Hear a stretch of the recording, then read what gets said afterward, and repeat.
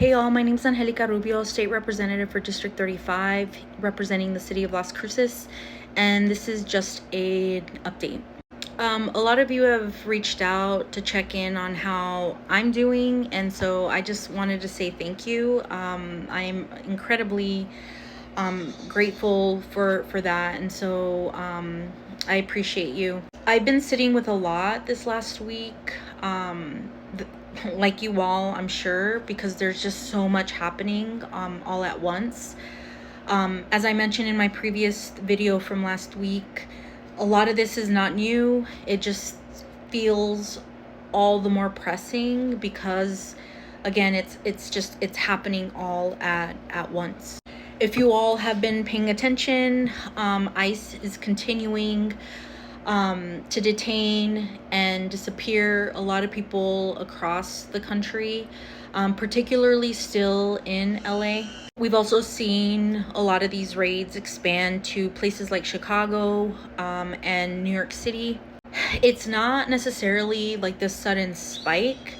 It's just been steady. It's been really violent and incredibly relentless.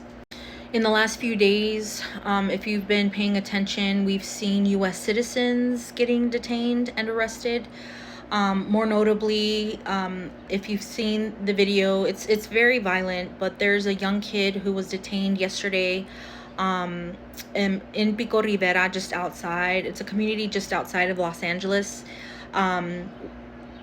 It was really, really violent. You could just see the fear in his eyes. This young U.S. citizen kid who was just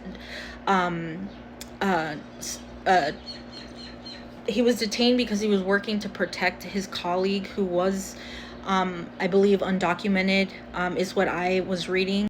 The second is the New York City comptroller, who has for weeks been going to courts to bear witness to a lot of immigrant families who have been doing what the government is telling them to basically report to the courts.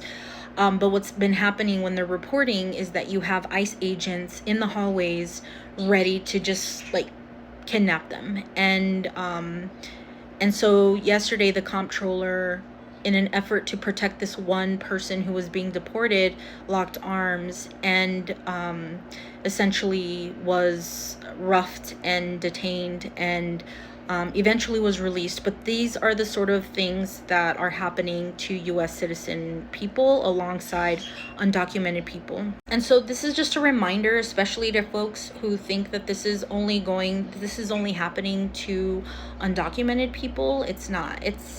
They're targeting all of us, and it's important to name that because I think there's a lot of misconceptions around what the administration said they were going to do when the rest of us knew exactly what they were going to do, and it's unfolding in the way that it's all by design.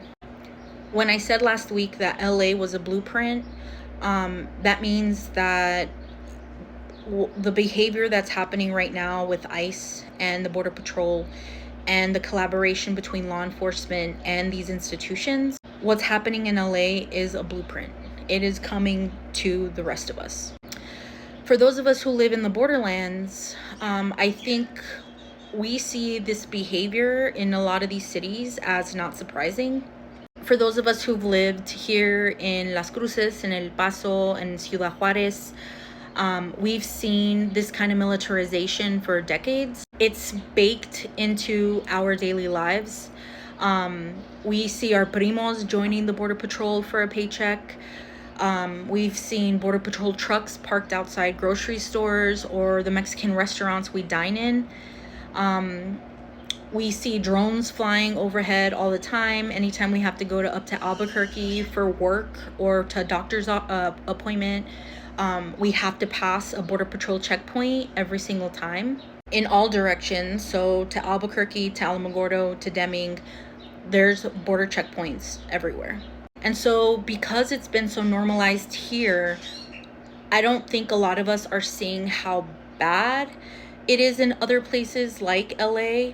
And so it's all part, but I guess what I'm trying to say is that this is all part of the same system. Like we have normalized it here, and that we shouldn't have. Like, we should have been fighting tooth and nail to not militarize our border, and we did. We gave the government, both Democrat and Republicans, permission to basically militarize our border and make this normal, so that now that it's happening in places like LA, I think a lot of us are like, oh, well, that's normal, right? And it's not, y'all. It's not.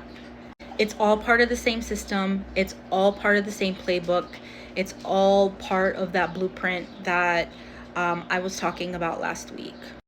On Saturday, and which I think has resulted in folks reaching out, is that on Saturday morning there was a state legislator from Minnesota who was assassinated at their home by an individual who was pretending to be a police officer.